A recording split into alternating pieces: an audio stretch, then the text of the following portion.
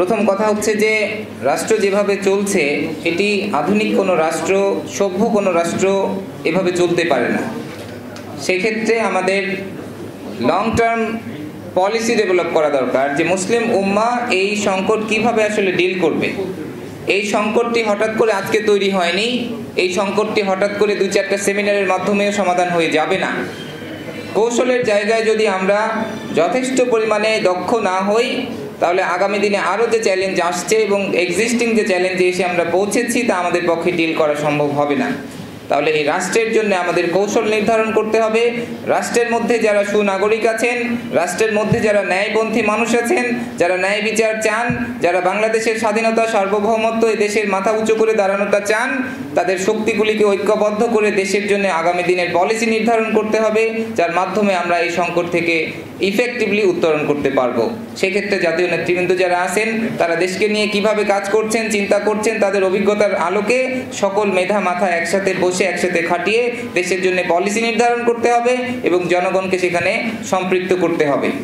আমি আরেকটি বিষয় আপনাদের একটু মনোযোগ আকর্ষণ করব, সেটি হচ্ছে ফিলিস্তিনে যে বর্বরচিত গণহত্যা, ফিলিস্তিনের মানুষদের উপরে পৃথিবীর ইতিহাসের নিকৃষ্টতম বর্বরচিত যে গণহত্যা চলছে, এই গণহত্যাতে সহযোগিতাকারী, এই গণহত্যা সম্পাদন করার জন্য ইসরায়েলকে যতগুলি দেশ অস্ত্র দিচ্ছে তার মধ্যে আমাদের প্রতিবেশী ভারতও একটি।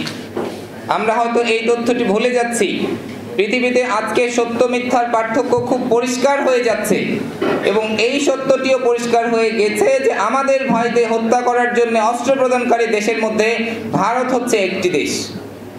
ভারতকে আমরা শুধুমাত্র আমাদের প্রতিবেশী দেশ অথবা আমাদের ট্রানজিট ইস্যু নিয়েই তাদেরকে দেখার বিষয় না, ভারতকে আমার ভাইয়ের হত্যাকারী, গণহত্যাকারী সেই রকম হিসেবে আমাদের দেখার প্রয়োজন আছে। অতএব ভারতের সাথে আমাদের সম্পর্ক কি হবে, পররাষ্ট্রীয় সম্পর্ক কিভাবে হবে, যেহেতু আমাদের পার্শ্ববর্তী দেশ, তাদের সাথে আমাদের একেবারে সম্পূর্ণ বৈরিতাতে যাওয়ার সুযোগ নাই, সেটা প্রয়োজনীয়তাও নাই, কিন্তু আমাদের অধিকার আদায় করে নেওয়ার পরে আমরা কথা বলবো। আমরা খুবই অবাক হই যে আমাদের যখন কোনো চুক্তি হয় আমাদের কি কি তাদেরকে দিয়েছি এটা বলে আমরা গর্ববোধ করি। এটা কতটা উন্মাদ মানসিকতার যে আপনি কি কি দিয়েছেন এটা বলে আপনি গর্ববোধ করেন এবং আপনি এরকম করে বলেন যে এটা ইতিহাসে রেকর্ড হয়ে থাকবে আমরা কি কি দিয়েছি। এটা তো খুবই তামাশাজনক কথা। আপনি কি কি নিয়ে আসছেন সেটা বলে তো আপনি গর্ববোধ করবেন।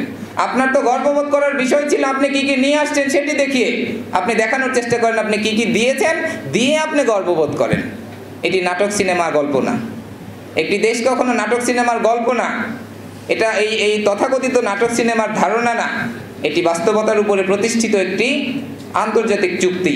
আমরা যদি ভারতের সাথে 50-50ও পাই তাতেও আমাদের গণহত্যাকারী, আমাদের ভাইদেরকে হত্যাকারীদের সাথে কোনো চুক্তিতে আমরা যাব কিনা সেটি আমরা কনসিডার করব।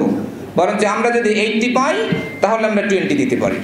আমাদের ভাইদের হত্যাকারীদের সাথে আমরা কখনোই কোনো কাজ করব না তা না, কিন্তু আমাদের হিস্সা আদায় করে নেওয়ার পরে আমাদের পদ্মা, আমাদের তিস্তা, আমাদের চুক্তি, আমাদের স্বার্থ সংরক্ষণ করার পরে আমরা যদি মনে করি তাহলে আমরা তাদের সাথে চুক্তিতে যাব।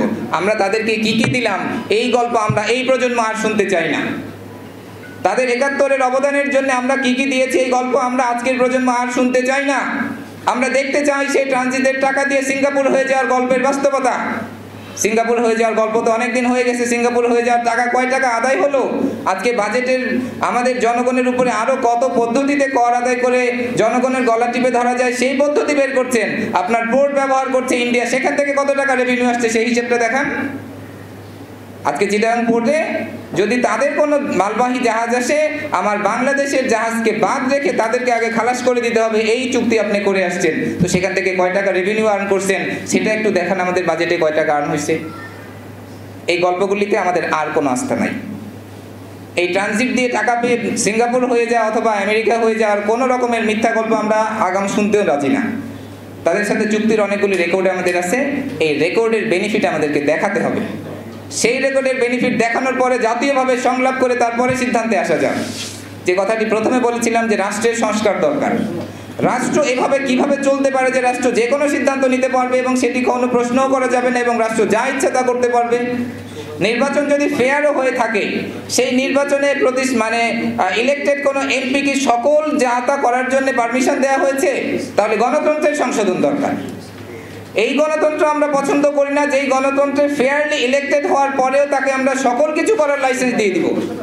নিশ্চয়ই পার্লামেন্টের জবাবদিহিতা জনগণের কাছে থাকতে হবে। পার্লামেন্টের জবাবদিহিতা জনগণের কাছে নাই। সেই এমপি তার কনস্টিটিউয়েন্সি থেকে যদি ইলেক্টেড হয়েও আসে, তার সকল কাজ তো জনগণের মতামত নাও হতে পারে। তাহলে তার মতামত জনগণের কাছ থেকে নিয়ে সংসদে সে এটা প্রেস করবে। সেই গণতন্ত্র সেই সিস্টেম আমাদের প্রতিষ্ঠা করতে হবে। সিস্টেমের মধ্যেই বলদ থেকে গেছে, সর্ষের মধ্যেই ভূত থেকে গেছে। এই ভূত নিয়ে কখনো ন্যায় বিচার, কখনো ইনসাফ ভিত্তিক রাষ্ট্র প্রতিষ্ঠিত হতে পারে না। সেক্ষেত্রে প্রয়োজনে সংবিধানের সংশোধন, প্রয়োজনে রাষ্ট্র ব্যবস্থার সংশোধনের জন্য লং টার্ম চিন্তা না করলে, শুধুমাত্র বিষয়ভিত্তিক শুধুমাত্র কোনো ক্রাইসিসকে অ্যাড্রেস করলে রাষ্ট্রের সমাধান হবে না। সব মিলিয়ে আমাদের ভাইদের গণহত্যাকারী, তাদের সাথে আমাদের সম্পর্ক কি হবে, আমাদের রাষ্ট্রের সংস্কার কিভাবে হবে, সেই ক্ষেত্রে যাদের গবেষণা আছে, যাদের নলেজ আছে, এক্সপেরিয়েন্স আছে, রাষ্ট্র যারা চালিয়েছেন, তাদের সাথে বসে মুসলিম উম্মাহ এবং বাংলাদেশের সকল রকমের সচেতন নাগরিক, সকল মানুষদেরকে একসাথে ঐক্যবদ্ধভাবে দেশকে নিয়ে চিন্তা করতে হবে। কারণ দেশ এটি শুধুমাত্র সরকার নয়, রাষ্ট্র শুধুমাত্র সরকার নয়, রাষ্ট্র হচ্ছে সকল মানুষ, আর সরকার হচ্ছে আমাদের একটা এজেন্সি যিনি দেশকে চালান। আজকে রাষ্ট্র থাকবে, সরকার এটি আছে, সরকার নাও থাকতে পারে, আর সরকার ন্যাচারালিও থাকবে না। কিন্তু রাষ্ট্রের জন্য আপনাদের চিন্তা আমরা জানতে চাই। যারা এক্সপেরিয়েন্স আছেন তারা আমাদেরকে জাতির সামনে রাষ্ট্র কিভাবে সংস্কার হবে, ট্রুলি একটি আদর্শিক রাষ্ট্র কিভাবে গঠন করা যাবে, সেই ব্যাপারে আপনারা আমাদেরকে নির্দেশনা দিন। এবং সামগ্রিকভাবে সবাই একসাথে যদি আমরা ঐক্যবদ্ধভাবে কাজ না করি, তাহলে রাষ্ট্রের এই সংস্কার করা সম্ভব না এবং আমাদের এই নিরসন, আমাদের যে সংকট, সেটি নিরসন করা সম্ভব না। সেক্ষেত্রে আমাদের পীর সাহেব যে উদ্যোগ নিয়েছেন, তার পিছনে আমরা এসে সবাই দাঁড়াই। আমাদের মেধা, আমাদের যোগ্যতা, আমাদের যা আছে আমরা একসাথে করে সামনে এগিয়ে যাই। আজকে আমাদের পীর সাহেব সামনে এসে দায়িত্ব পালন করেছেন। যদি এর থেকে যোগ্য কোনো ব্যক্তি থাকেন, আমরা তার পিছনে ইক্তেদা করবো ইনশাআল্লাহ। এই ব্যাপারে আমাদের কোনো সীমাবদ্ধতা নাই, কিন্তু আমরা একসাথে আসি। আমাদের ভিন্নতা, আমাদের মতপার্থক্যগুলিকে ভুলে যে দেশের স্বার্থে ঐক্যবদ্ধভাবে আমরা একসাথে কাজ করব ইনশাআল্লাহ।